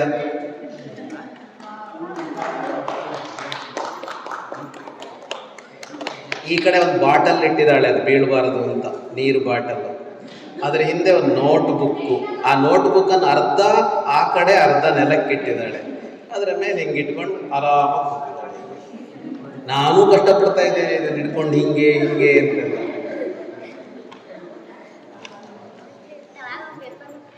ಬೀಳಿಸ್ಬೇಡ್ವಪ್ಪ, ಅಲ್ಲ ಪೇಪರ್ ಬೇರೆ ಇಟ್ಟಿದ್ದಾಳೆ, ಅದು ಬೀಳಬಾರದು ಅಂತ. ಎಷ್ಟು ಉಪಾಯ ಇದೆ ನೋಡಿ ಅಲ್ಲಿ, ಎಷ್ಟು ಟೈಪು ತಲೆ ಉಪಯೋಗಿಸಿದಾಳೆ. ಯಾವುದೇ ಕೆಲಸ ಮಾಡುವಾಗ ಉಪಾಯದಿಂದ ಮಾಡಬೇಕು. ಉಪಾಯ ಅಂದ್ರೇನು? ಒಂದು ಪ್ಲ್ಯಾನ್ ಬೇಕು ಅದಕ್ಕೆ. ಇದನ್ನು ಹೆಂಗೆ ಮಾಡಿದರೆ ಸುಲಭ ಆಗತ್ತೆ ಅಂತ. ಈ ಹೆಂಗೆ ಮಾಡಿದರೆ ನನಗೆ ಕಷ್ಟ ಕಡಿಮೆ ಆಗತ್ತೆ ಅಂತ. ಯಾವುದೇ ಕೆಲಸ ಮಾಡಬೇಕು ಅಂದರೆ ಕಷ್ಟಪಡಬೇಕಾಗತ್ತೆ ಅಲ್ವಾ? ಎಲ್ಲದಕ್ಕೂ ಕಷ್ಟಪಡಬೇಕು. ಕೂತಲ್ಲಿಂದ ಹೇಳೋದು ಕಷ್ಟ, ಎದ್ದಲ್ಲಿಂದ ಕೂರೋದು ಕಷ್ಟ, ಊಟ ಮಾಡೋದು ಕಷ್ಟ, ಎಲ್ಲ ಕಷ್ಟ. ಆದರೆ ಸುಲಭ ಮಾಡ್ಕೊಳ್ಳೋದು ಹೇಗೆ ಅನ್ನೋದು ನಮ್ಮ ಕೈಯಲ್ಲಿದೆ. ಎಲ್ಲದಕ್ಕೂ ಒಂದು ಪ್ಲ್ಯಾನ್ ಮಾಡಬೇಕು. ಅವಾಗೇನಾಗತ್ತೆ, ಅದೇ ಕೆಲಸವನ್ನು ಸುಲಭವಾಗಿ ಮುಗಿಸೋದಕ್ಕೆ ಸಾಧ್ಯ ಆಗತ್ತೆ. ಉಪಾಯ ಪೂರ್ವಂ. ಪೂರ್ವಂ ಅಂದರೆ ಇಲ್ಲಿ ಮೊದಲು ಪ್ಲ್ಯಾನ್ ಮಾಡಬೇಕು ಅದಕ್ಕೆ ಅಂತ. ಕೆಲಸ ಮಾಡುವಾಗಲ್ಲ, ಕೆಲಸ ಮಾಡೋದಕ್ಕಿಂತ ಮೊದಲು ಉಪಾಯ ಮಾಡ್ಕೋಬೇಕು. ಅಂದರೆ ಪ್ಲ್ಯಾನ್ ಮಾಡಬೇಕು, ಯೋಜನೆ ಮಾಡಬೇಕು. ಅದಾದ ಮೇಲೆ ಕೆಲಸ ಮಾಡಬೇಕು. ಆವಾಗೇನಾಗುತ್ತೆ, ಆ ಕೆಲಸ ಕಷ್ಟ ಆಗಲ್ಲ. ನ ದುಷ್ಕರಂ ಸ್ಯಾತ್ ಅಂದರೆ ಕಷ್ಟ ಆಗಲ್ಲ, ಸುಲಭವಾಗಿ ಮಾಡಿ ಮುಗಿಸ್ಬೋದು. ಸ್ಮಾರ್ಟ್ ವರ್ಕ್, ಹಾರ್ಡ್ ವರ್ಕ್ ಅಂತ ಎರಡಿದೆ. ಒಂದು ಕೆಲಸ ಮಾಡುವಾಗ ಯಾವುದೇ ಕೆಲಸವನ್ನು ಮೆತ್ತಗೆ ನಮಗೇನು ಕಷ್ಟ ಆಗದಂತೆ ಮಾಡಿ ಮುಗಿಸೋಕ್ಕೂ ಬರುತ್ತೆ, ತುಂಬ ಕಷ್ಟಪಟ್ಕೊಂಡು ಮಾಡೋಕ್ಕೂ ಬರುತ್ತೆ. 99% ಜನ ಕೆಲಸನ ಹಾರ್ಡ್ ವರ್ಕ್ ಮಾಡ್ತಾರೆ. ಹಾರ್ಡ್ ವರ್ಕ್ ಅಂದರೆ ಕಠಿಣ ಪರಿಶ್ರಮ ಅಂತಲ್ಲ, ಸುಲಭವಾಗಿ ಮಾಡೋ ಕೆಲಸವನ್ನು ಕಷ್ಟಪಟ್ಟು ಮಾಡ್ತಾರೆ. ಮತ್ತೆ ನಿಮ್ಮ ಉದಾಹರಣೆಗೆ ಕೊಡೋದಾದರೆ, ಈಗ ಇವತ್ತು ಪಾಠ ಮಾಡಿರ್ತಾರೆ, ಇವತ್ತೇ ಓದ್ತೀರಿ, ಅದನ್ನು ನಾಳೆನೂ ಓದ್ತೀರಿ, 4 ದಿವಸ ಬಿಟ್ಟು ಓದ್ತೀರಿ. ಹೀಗೆ ಮಾಡ್ಕೊಂಡಿದ್ರೆ ಪರೀಕ್ಷೆ ಬಂದಾಗ ಹೆಂಗಿರುತ್ತೆ ಅಂದರೆ, ನೀವೇನೂ ಕಷ್ಟಪಡಬೇಕಾಗಿಲ್ಲ. ಅಯ್ಯೋ ಎಕ್ಸಾಮ್ ಬಂತು ಅಂತ ಏನೂ ಒದ್ದಾಡಬೇಕಾಗಿಲ್ಲ. ಪಾಠ ಮಾಡಿದ್ರು, ಇವಾಗ ಬಿಟ್ರಿ, ಆ ಪಾಠ ಓದಲಿಲ್ಲ. ಎಕ್ಸಾಮ್ ಹತ್ರ ಬಂದಾಗ ಏನು ಮಾಡ್ತೀರಿ? ಹಗಲು ರಾತ್ರಿ ಓದೋಕ್ಕೆ ಶುರು ಮಾಡ್ತೀರಿ. ಅವಾಗೇನಾಯಿತು, ಸುಲಭ ಅಲ್ಲ, ಕಷ್ಟ ಆಗೋಲ್ಲ ಅಂತಲ್ಲ, ಆದರೆ ಆಗ ಎಲ್ಲ ಸಬ್ಜೆಕ್ಟು ಓದಿ, ಎಲ್ಲ ಪಾಠಗಳನ್ನು ಓದಿ ತುಂಬ ಕಷ್ಟ ಆಗುತ್ತೆ. ಅದೇನೇ ನಿಧಾನವಾಗಿ ಅವತ್ತಿಂದ ಅವತ್ತೇ ಓದಿ ಬರೆದು ನೆನ್ಪಿಟ್ಕೊಂಡು ಮಾಡ್ಕೊಂಡು ಹೋದರೆ ಕೆಲಸ ಸುಲಭ ಆಗುತ್ತೆ. ಈಗ ಚಿಕ್ಕವರು ದೊಡ್ಡವರಾದ್ಮೇಲೆ ಈ ಕೆಲಸ ಸುಲಭ ಮಾಡ್ಕೊಳ್ಳೋದು ಎಷ್ಟು ಅಂತ ಗೊತ್ತಾಗುತ್ತೆ ನಿಮಗೆ. ಆದರೆ ಚಿಕ್ಕವರಿಗೆ ಗೊತ್ತಾಗೋಲ್ಲ ಅಂತಿಲ್ಲ, ಅವಳನ್ನು ನೋಡಿದ್ರೆ ಗೊತ್ತಾಗುತ್ತೆ, ಎಲ್ಲರಿಗಿಂತ ಚಿಕ್ಕವಳು ಅಂತ ಅನ್ಸುತ್ತೆ. ನೀಟಾಗಿ ಮಾಡ್ಕೊಂಡಿದ್ದಾಳೆ ಅವಳನ್ನು. ಹಾಗಾಗಿ ಏನೇ ಕೆಲಸ ಮಾಡುವಾಗಲೂ ಕಷ್ಟಪಟ್ಟು ಕೆಲಸ ಮಾಡಬೇಕು. ಅದರ ಅರ್ಥ ಕಷ್ಟಪಡೋದೇ ಉದ್ದೇಶ ಅಲ್ಲ, ಕಷ್ಟಪಟ್ಟೇ ಮಾಡಬೇಕು ಅಂತಲ್ಲ. ಅದನ್ನು ಎಷ್ಟು ಸುಲಭವಾಗಿ ಮಾಡೋಕ್ಕೆ ಸಾಧ್ಯನೋ ಅಷ್ಟು ಸುಲಭ ಮಾಡಬೇಕು. ಸುಲಭ ಮಾಡಿಕೊಡೋದು ಯಾವುದು ನಮಗೆ? ಉಪಾಯ. ಏನು ಉಪಾಯ ಮಾಡ್ಬೋದು ಅಂತ? ಹಾಳೆ ಇದೆ, ಇದು ಹಿಂಗೆ ಬಗ್ಗತ್ತೆ, ಇದನ್ನು ನಿಲ್ಲಿಸ್ಕೊಳ್ಳೋಕ್ಕಾಗಲ್ಲ ಅಲ್ವಾ? ಈಗ ಉಪಾಯ ಏನು? ಇದನ್ನು ನಿಲ್ಲಿಸುವುದು ಹೇಗೆ ಅಂತ. ಹಿಂಗೆ ನಿಲ್ಲಿಸಿದ್ರೆ ಬಿದೋಗುತ್ತೆ ಅದು. ನೋಡಿ, ಉಪಾಯ ಎಷ್ಟೆಲ್ಲ ಇದೆ ಅವಳದ್ದು. ವಾಟರ್ ಬಾಟಲ್ ಇಟ್ಟಿದ್ದಾಳೆ, ಅದರಲ್ಲಿ ನೀರು ತುಂಬಿದೆ, ಅದು ಭಾರ ಇದೆ, ಅದು ಬೇಡೋಲ್ಲ. ಅದಕ್ಕೆ ಇದನ್ನು ಮಾತ್ರ ಒರಗಿಸಿದ್ರೆ ಹಿಂಗಾಗೋ ಸಾಧ್ಯತೆ ಇದೆ. ಅವಳೆಷ್ಟು ಜಾಣೆ ಅಂದರೆ ಅವಳ ಹತ್ರ ಏನೋ ನೋಟ್ ಬುಕ್ಕನ್ನು ಇಟ್ಟಿದ್ದಾಳೆ. ಎಷ್ಟು ನಾವು ಈ ಥರ ಬುದ್ಧಿ ಖರ್ಚು ಮಾಡ್ತೀವೋ ಅಷ್ಟು ಮಾಡೋ ಕೆಲಸ ಸುಲಭ ಆಗುತ್ತೆ. ಮುಂದೋಗೋಣ. ಕಾರ್ಯಂ ಪುರುಷ ಕಾರೇಣ ಲಕ್ಷ್ಯಂ ಸಂಪದ್ಯತೆ.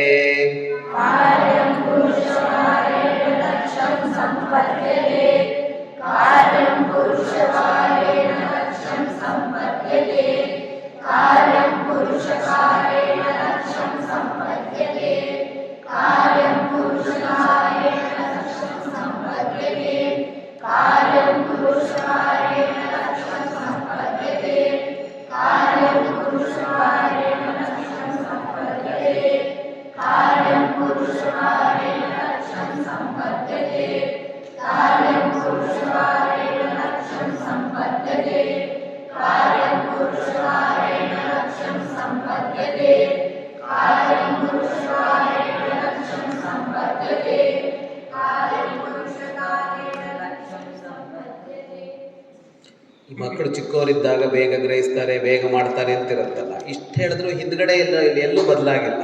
ಇಲ್ಲಿ 4-5 ಬದಲಾಯಿತು. ಅವಳು ಮಾಡಿದ್ದನ್ನು ಇವರು ಕಾಪಿ ಮಾಡಿದ್ರು. ಇಲ್ಲೊಬ್ಬ ಕಾಪಿ ಮಾಡಿದ್ದಾನೆ, ಅವನು ನೋಡಬೇಕು ನೀವು. ಅವನ ಹತ್ರ ವಾಟರ್ ಬಾಟ್ಲ್ ಇಲ್ಲ. ಅವನು ನಿಲ್ಲಿಸೋದು ಹೆಂಗೆ ಅಂದರೆ ಅವನೊಂದು ಪೆನ್ ಕೊಟ್ಟಿದ್ದಾನೆ, ಹಿಂಗೆ ಕ್ರಾಸ್ ಆಗಿ.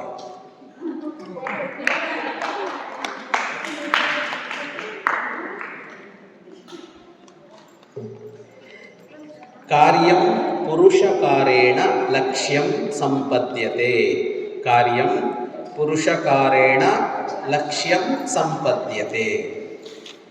ಸ್ವಲ್ಪ ನಿಮಗಿಂತ ದೊಡ್ಡವರಿಗೆ ಅರ್ಥ ಆಗೋ ವಿಷಯ ಇದು. ನಿಮಗೂ ಅರ್ಥ ಮಾಡಿಸೋದಕ್ಕೆ ಟ್ರೈ ಮಾಡೋಣ. ಒಂದು ಕೆಲಸ ಅದು ಸಾಧ್ಯ ಆಗಬೇಕು ಅಂದರೆ, ನಮಗೆ ಒಂದು ರಿಸಲ್ಟ್ ಸಿಗಬೇಕು ಅಂತ ಅಂದರೆ ಅದರಲ್ಲಿ 2 ಇರುತ್ತೆ. ಒಂದು, ನಾವು ಕೆಲಸ ಮಾಡಬೇಕು, ಕ್ರಿಯೆ ಮಾಡಬೇಕು. ಇನ್ನೊಂದು ಅದೃಷ್ಟ ದುರದೃಷ್ಟ ಅಂತ ಇರುತ್ತೆ. ಅದೃಷ್ಟ ದುರದೃಷ್ಟ ಅಂತ ಒಂದಿರುತ್ತೆ. ಅದೇನೋ ಒಂದು ಸೇರ್ಕೋಬೇಕು. ಅದಿದ್ದರೆ ಆ ಕೆಲಸ ಆಗತ್ತೆ. ಕೆಲವು ಸಲ ನಾವು ಚೆನ್ನಾಗಿ ಕೆಲಸ ಮಾಡ್ತೀವಿ, ಅಂದರೆ ಅದೃಷ್ಟ ಇಲ್ಲ, ಆಗಿಲ್ಲ ಅಂತ ಹೇಳ್ತಾ ಇರ್ತಾರೆ. ಕೆಲವೊಮ್ಮೆ ಕೆಲಸ ಏನೋ ಬಹಳ ಮಾಡಿರೋಲ್ಲ, ಆದರೆ ಅದಕ್ಕೆ ರಿಸಲ್ಟ್ ಸಿಕ್ಬಿಟ್ಟಿರುತ್ತೆ. ನೀವೇನೇ ನಿಮ್ಮವರಿಗೂ ತರೋದಾದರೆ ಮತ್ತದೇ ನೀವು ಓದೋದು, ಎಕ್ಸಾಮ್ ಬರೆಯೋದು, ಎರಡೇ ನಿಮ್ಮ ಕೆಲಸ. ನಿಮ್ಮ ಬದುಕಲ್ಲಿ ಬೇರೆ ಕೆಲಸ ಇಲ್ಲ. ತುಂಬ ಓದಿರ್ತೀರಿ, ಆದರೆ ಪರೀಕ್ಷೆ ಹಾಲಿಗೆ ಹೋದಾಗ ಉತ್ತರ ನೆನಪೇ ಆಗೋಲ್ಲ. ಆಗಿರುತ್ತೆ ಹಂಗೆ. ಎಷ್ಟೋ ಸಲ ಹಾಲಿಂದ ಹೊರಗೆ ಬಂದ ಕೂಡಲೇ ಉತ್ತರ ನೆನಪಾಗುತ್ತೆ. ಎಕ್ಸಾಮ್ ಹಾಲಿಂದ ಹೊರಗೆ ಬಂದ ಕೂಡಲೇ ಅಯ್ಯೋ ಇದಾಗಿತ್ತು ಉತ್ತರ, ನಾನು ಅದನ್ನ ಬರೆದ್ಬಿಟ್ಟೆ ಅಂತ ಅನ್ಸುತ್ತಲ್ವ ಎಷ್ಟೋ ಸಲ. ಇದಕ್ಕೆ ಬೇರೆ ಬೇರೆ ಕಾರಣ ಇದೆ. ಬೇರೆ ಬೇರೆ ಕಾರಣ ಇದೆ ಅಂದರೆ ಅದಕ್ಕೆ ಟೆನ್ಷನ್ ಕಾರಣ ಎಲ್ಲ ಇರುತ್ತೆ. ಟೆನ್ಷನಲ್ಲಿದ್ದಾಗ ಮರ್ತೋಗುತ್ತೆ ಅಂತ. ಆದರೆ ಕೆಲವು ಸಲ ಒಂದು ಅದೃಷ್ಟ ಅಂತಿರುತ್ತೆ, ನಮಗೆ ಗೊತ್ತಿರಲ್ಲ. ಅದು ಯಾಕೆ ಹಾಗಾಯಿತು ಅಂತ ಗೊತ್ತಿಲ್ಲ, ಆದರೆ ಹಂಗಾಗ್ಬಿಡತ್ತೆ. ತುಂಬ ಜನ ಏನು ಅನ್ಕೋತಾರೆ ಅಂದರೆ, ನಾವು ಏನು ಮಾಡೋದ್ರಿಂದಲೂ ರಿಸಲ್ಟ್ ಸಿಗೋಲ್ಲ, ಅದು ಹಣೆ ಮೇಲೆ ಬರೆದಂಗೆ ಆಗುತ್ತೆ. ಅದೃಷ್ಟ ಇರುತ್ತೆ, ದೇವರು ಕೊಡಬೇಕು, ದೈವ ಕೊಡಬೇಕು ಅಂತ ಅಂದ್ಕೊಂಡು ಕೂತ್ಕೋತಾರೆ. ಆದರೆ ಚಾಣಕ್ಯ ಏನು ಹೇಳ್ತಾನೆ, ನೀವು ಗುರಿ ತಲುಪಬೇಕು ಅಂದರೆ, ಲಕ್ಷ್ಯ ಅಂದರೆ ಗುರಿ. ಗುರಿ ತಲುಪಬೇಕು ಅಂತ ಅಂದರೆ ನೀವು ಪ್ರಯತ್ನ ಮಾಡಬೇಕು, ಪುರುಷ ಪ್ರಯತ್ನ ಮಾಡಬೇಕು ಅಂತ. ಪುರುಷ ಅಂದರೆ ಗಂಡಸು ಅಂತ ಅಲ್ಲ, ಪುರುಷ ಅಂದರೆ ಗಂಡು, ಸ್ತ್ರೀ ಅಂದರೆ ಹೆಣ್ಣು ಅಂತ ಇದೆಯಲ್ಲ, ಹಂಗಲ್ಲ. ಪುರುಷ ಅಂದರೆ ಮನುಷ್ಯ ಅಂತ. ಮನುಷ್ಯ ಪ್ರಯತ್ನ ಪಟ್ಟರೆ ಅವನಿಗೆ ಯಶಸ್ಸು ಸಿಕ್ಕೇ ಸಿಗುತ್ತೆ. ಅವನೇನೂ ಮಾಡದೆ ಕೂತ್ಕೊಂಡ್ರೆ ಅವನಿಗೆ ಯಶಸ್ಸು ಸಿಗಲ್ಲ. ಸಿಂಹ ಇದೆಯಲ್ಲ, ಸಿಂಹವನ್ನು ಕಾಡಿನ ರಾಜ ಅಂತ ಕರೀತಾರೆ. ಅದಕ್ಕೆ ಬಹಳ ಶಕ್ತಿ ಇದೆ, ಅದು ಬೇಟೆಯಾಡಿ ತಿನ್ನತ್ತೆ, ಅದಕ್ಕೆ ಪ್ರಾಣಿಗಳೆಲ್ಲ ಭಯ ಪಡ್ತವೆ, ಎಲ್ಲ ಹೌದು. ಆದರೆ ನಾನು ಕಾಡಿನ ರಾಜ, ನನಗೆ ತುಂಬ ಶಕ್ತಿ ಇದೆ ಅಂತ ಅದು ಗುಹೆಲೇ ಕೂತ್ಕೊಂಡಿದ್ರೆ, ನೀನು ದೊಡ್ಡ ಮನುಷ್ಯ ರಾಜ ಆಗಿದೆಯಾ ಅಂತ ಪ್ರಾಣಿಗಳೇ ಬಂದು ಅದ್ರ ಬಾಯಿಗೆ ಬೀಳ್ತವ? ಇಲ್ಲ. ಅದಕ್ಕೆ ಹಸಿವಾಗಿದೆ ಅಂತಂದರೆ ಸಿಂಹನೇ ಆದರೂ ಏನು ಮಾಡಬೇಕು? ಅದು ಗುಹೆಯಿಂದ ಎದ್ದು ಹೊರಗೆ ಹೋಗಿ ಕಾದು ಬೇಟೆಯಾಡಿಯೇ ತಿನ್ನಬೇಕು ಅಲ್ವಾ? ಅದು ಪ್ರಯತ್ನ ಪಡದೇ ಇದ್ದರೆ ಯಾರಿಗೂ ಏನೂ ಸಿಗೋಲ್ಲ. ಮೇಲೆ ಸೋಮಾರಿತನ ನೋಡೋದಿಲ್ಲ ನಾವು, ಸೋಮಾರಿತನ ಮಾಡಿದರೆ ಏನೇನು ಸಿಗೋಲ್ಲ ಅಂತ. ಏನಾದರೂ ಸಿಗಬೇಕು ಅಂದರೆ ಏನಾಗಬೇಕು? ನಾವು ಪ್ರಯತ್ನ ಪಡಬೇಕು, ನಾವು ಕ್ರಿಯಾಶೀಲರಾಗಬೇಕು. ನಾವು ಕೆಲಸ ಮಾಡದೇ ಇದ್ದರೆ ದೇವರು ಕೂಡ ನಮಗೇನು ಕೊಡೋಲ್ಲ. ನಾವೊಂದು ಏನಾದರೂ ಮಾಡಿದಾಗ ಸಿಗಬೇಕು ಅಂದರೆ ದೇವರ ಒಲಮೆ ಬೇಕು, ಅದೆಲ್ಲ ನಿಜ. ಆದರೆ ಯಾವಾಗ ಅದು ದೇವರಿಗೆ ಪ್ರಾರ್ಥನೆ ಮಾಡಿ ಆಮೇಲೆ ಏನು ಮಾಡಬೇಕು? ನಾವು ಆ ಕೆಲಸ ಮಾಡಬೇಕು. ದೇವರಿಗೆ ಪೂಜೆ ಮಾಡಿ ನಾವು ಆ ಕೆಲಸ ಮಾಡಬೇಕು. ಇಲ್ಲ, ನಾನು ಪೂಜೆ ಮಾಡಿದ್ದೀನಿ, ಪ್ರಾರ್ಥನೆ ಮಾಡಿದ್ದೀನಿ, ನಾನು ಇಲ್ಲೇ ಕೂತಿರ್ತೀನಿ, ಎಲ್ಲ ಇಲ್ಲಿಗೆ ಬಂದು ಬೀಳಲಿ ಅಂದರೆ ಏನೂ ಆಗೋಲ್ಲ. ಹಾಗಾಗಿ ಏನು ಮಾಡಬೇಕು? ಒಂದು ಕೆಲಸ ಗುರಿ ಮುಟ್ಟಬೇಕು ಅಂದರೆ ಪ್ರಯತ್ನ ಮಾಡಬೇಕು. ಮುಂದಿದ್ದಕ್ಕೆ ಹೋಗೋಣ. ಪಾಠ ಶುರುವಾಗದಾಗ ಕೂತ್ಕೊಂಡಿಲ್ಲ ಎಲ್ಲ ಒಂದ್ಸಲ ಸರಿ ಕೂತ್ಕೊಳ್ಳಿ ಎಲ್ಲ. ಪೂರ್ವಂ ನಿಶ್ಚಿತ್ಯ ಪಶ್ಚಾತ್ ಕಾರ್ಯಮಾರಭೇತ.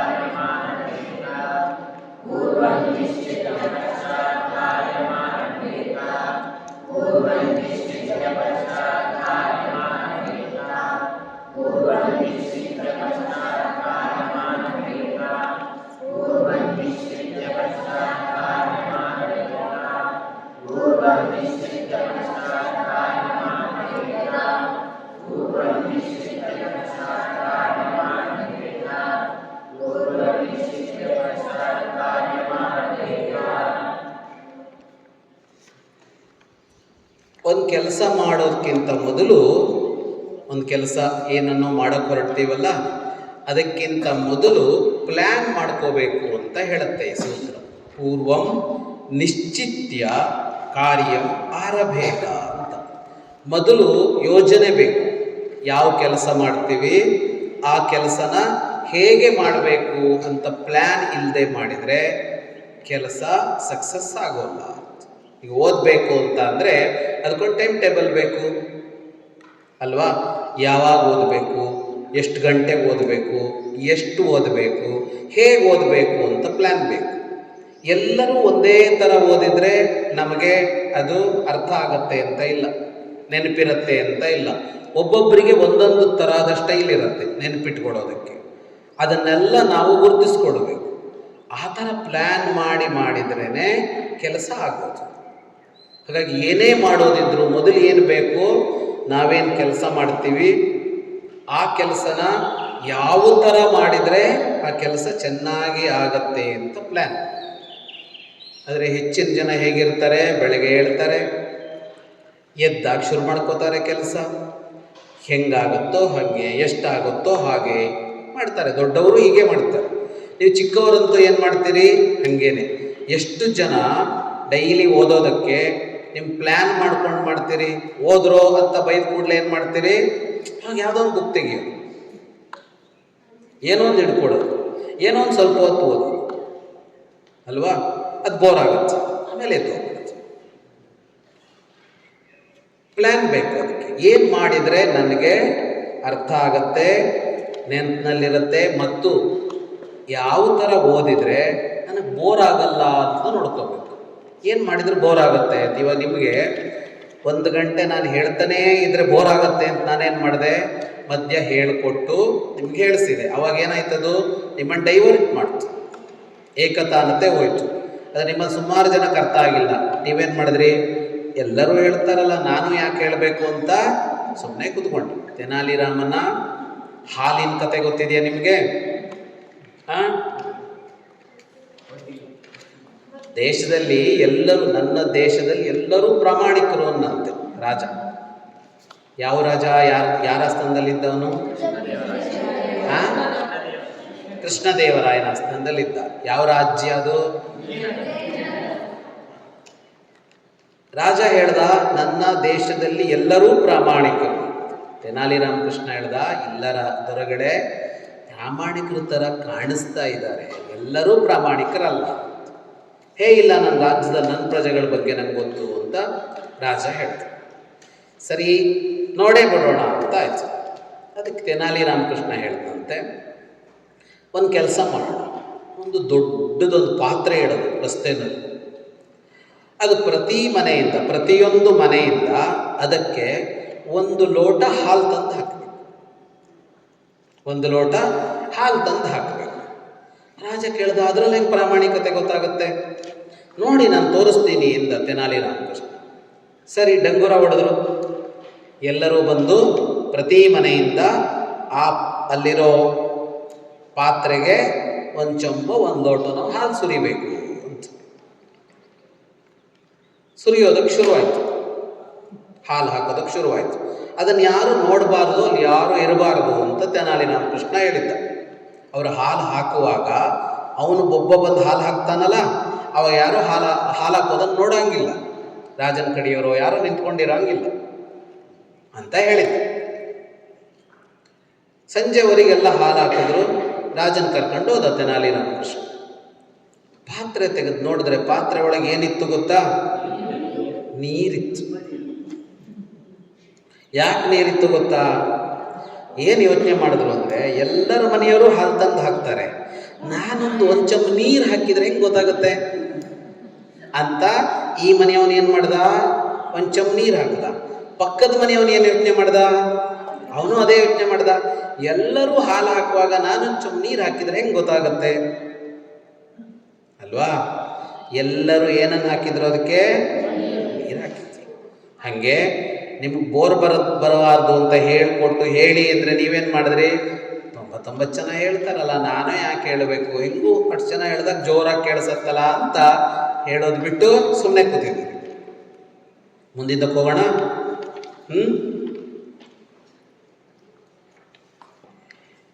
ಕಾರ್ಯಾಂತರೇ ದೀರ್ಘಸೂತ್ರತಾನ ಕರ್ತವ್ಯ.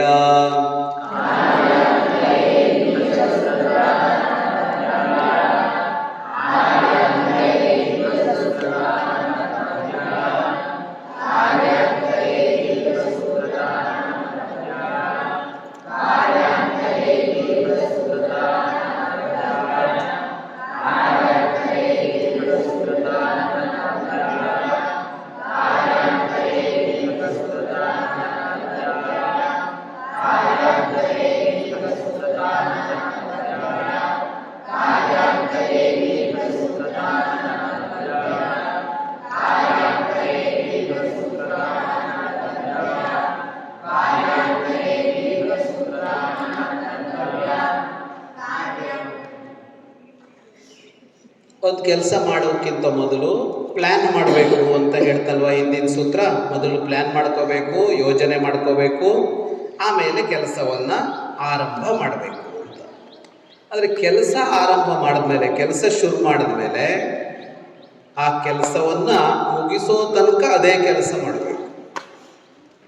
ಮಧ್ಯೆ ಆ ಕೆಲಸ ನಿಲ್ಲಿಸೋದು, ಆಮೇಲೆ ಮತ್ತೊಂದು ದಿವಸ ಮತ್ತೆ ಶುರು ಮಾಡೋದು, ಆಮೇಲೆ ಮತ್ತೆ ನಿಲ್ಲಿಸೋದು, ಆಮೇಲೆ ಮತ್ತೆ ಶುರು ಮಾಡೋದು, ಹೀಗೆ ಮಾಡಿದ್ರೆ ಏನಾಗುತ್ತೆ, ಆ ಕೆಲಸ ಸಕ್ಸಸ್ ಆಗೋಲ್ಲ. ಟೈಮಿಗೆ ಮುಗಿಸ್ಬೇಕಂತ.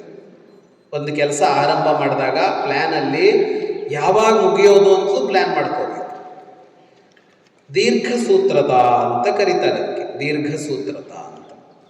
ದೀರ್ಘ ಸೂತ್ರತ ಅಂದರೆ ಏನಂದರೆ ಒಂದು ಕೆಲಸನ ಎಷ್ಟು ಟೈಮ್ ಬೇಕೋ ಅಷ್ಟೊತ್ತಿಗೆ ಮುಗಿಸೋದಲ್ಲ, ಮಾಡ್ತಾ ಇರೋದು. ಕೆಲವರು ಊಟ ಮಾಡ್ತಾರೆ, ನೋಡಿದ್ದೀರಾ ನೀವು? ಅವ್ರ ಊಟ ಮುಗಿಯೋದೇ ಇಲ್ಲ ಎಷ್ಟೊತ್ತಾದರೂ. ತುಂಬ ಮಕ್ಕಳಿಗೆ ಅಭ್ಯಾಸ ಇರುತ್ತೆ, ಚೂರು ಚೂರೇ ತಿಂತಾ ಆ ಕಡೆ ನೋಡ್ತಾ ಈ ಕಡೆ ನೋಡ್ತಾ ಏನೋ ಮಾಡ್ತಾ ಇರ್ತಾರೆ. ಹಂಗೆ ಮಾಡಿ ಬಯಸ್ಕೊಳ್ತೀರಿ ಅಲ್ವಾ? ಕ್ಲಾಸಿಗೆ ಟೈಮ್ ಆಗುತ್ತೆ, ಈಗ ಸ್ಕೂಲ್ ಬಸ್ ಬರುತ್ತೆ, ಬೇಗ ಬೇಗ ಮುಗಿಸು ಅಂತ ಬೈತಾ ಇರ್ತಾರೆ. ನೀವೇನು ಮಾಡ್ತಾ ಇರ್ತೀರಿ? ಆಟ ಆಡ್ಕೊಂಡು ಮಾಡ್ತಾ ಇರ್ತೀರಿ. ದೊಡ್ಡವರು ಮಾಡ್ತಾರೆ, ದೊಡ್ಡವರು ಕೆಲಸ ಶುರು ಮಾಡ್ತಾರೆ, ಕಷ್ಟ ಅನ್ಸುತ್ತೆ, ಇನ್ನೇನೋ ಆಗತ್ತೆ, ಆ ಕೆಲಸ ಅಲ್ಲಿಗೆ ಬಿಟ್ಟರು ಕೆಲಸನೇ ನಿಲ್ಲಿಸೋಲ್ಲ, ಮಾಡ್ತಾರೆ. ಮಾಡ್ತಾ ಇರೋದು ಅದು ಯಾವತ್ತು ಮುಗಿಯುತ್ತೋ ಗೊತ್ತಿಲ್ಲ. ಹಂಗೊಂದು 10 ಕೆಲಸ ಮಾಡ್ತಾ ಇರ್ತಾರೆ, ಯಾವ ಕೆಲಸವೂ ಮುಗಿದಿಲ್ಲ, ಎಲ್ಲ ಕೆಲಸವೂ ಆನ್ ಗೋಯಿಂಗ್, ನಡೀತಾನೆ ಇದೆ. ಹಾಗೆ ಮಾಡಬಾರ್ದು. ಇದಕ್ಕೆ ದೀರ್ಘ ಸೂತ್ರತ ಅಂತ ಹೆಸರು. ದೀರ್ಘ ಸೂತ್ರದ ಅಂದರೆ ಕೆಲಸನ ಎಳೆಯೋದು. ಒಂದು ಕೆಲಸ ಮಾಡೋದಕ್ಕೆ ಎಷ್ಟು ಸಮಯ ಬೇಕೋ ಅದಕ್ಕಿಂತ ಹೆಚ್ಚು ಸಮಯ ತಗೊಳ್ಳೋದು. ನೀವು ಯೋಗಾಸನ ಕಲಿತೀರಲ್ಲ, ಯೋಗ ಹೇಳ್ಕೊಡುವಾಗ ಉಸಿರಾಟ ಮಾಡೋದಾಗಲಿ, ಒಂದು ಆಸನದಲ್ಲಿ ಇರೋದಾಗಲಿ ಎಷ್ಟೊತ್ತು ಅಂತ ಒಂದು ಟೈಮ್ ಇರುತ್ತೆ ನೋಡಿ. ಅವ್ರು ಹೇಳ್ತಾರೆ ನೋಡಿ, ಶವಾಸನ ಮಾಡೋದಾದ್ರೂ ಎಷ್ಟೊತ್ತು ಅಂತ ಇರುತ್ತೆ. ಯಾವುದನ್ನು ಉದ್ದ ಮಾಡಬಾರ್ದು. ಆ ಕೆಲಸಕ್ಕೆ ಎಷ್ಟು ಸಮಯ ಬೇಕೋ ಅಷ್ಟು ಸಮಯದಲ್ಲದನ್ನು ಮುಗಿಸಬೇಕು. ಇಲ್ಲದೇ ಇದ್ದರೆ ಆ ಕೆಲಸ ಫೇಲ್ಯೂರೇ ಆಗೋದು, ಅದು ಸಕ್ಸಸ್ ಆಗೋದು. ಹಾಗಾಗಿ ಏನು ಮಾಡಬಾರ್ದು? ದೀರ್ಘ ಸೂತ್ರತ ಅಂತ ಮಾಡಬಾರ್ದು. ಏನು ಮಾಡಬಾರ್ದು? ಜ್ವರ ಹೇಳಿ. ಅಂದರೆ ನಿಧಾನ ಕೆಲಸ ಮಾಡೋದು, ನಿಧಾನ ಕೆಲಸ ಮಾಡ್ತಲೇ ಇರೋದು. ಆ ಥರ ಮಾಡಬಾರ್ದು. ಇಲ್ಲಿಗೆ ಇವತ್ತಿನ ಪಾಠ ನಿಲ್ಲಿಸ್ಕೊಳ್ಳೋಣ. ಮಂಗಲ ಸೂತ್ರ ಹೇಳಿ ನಿಲ್ಲಿಸೋಣ.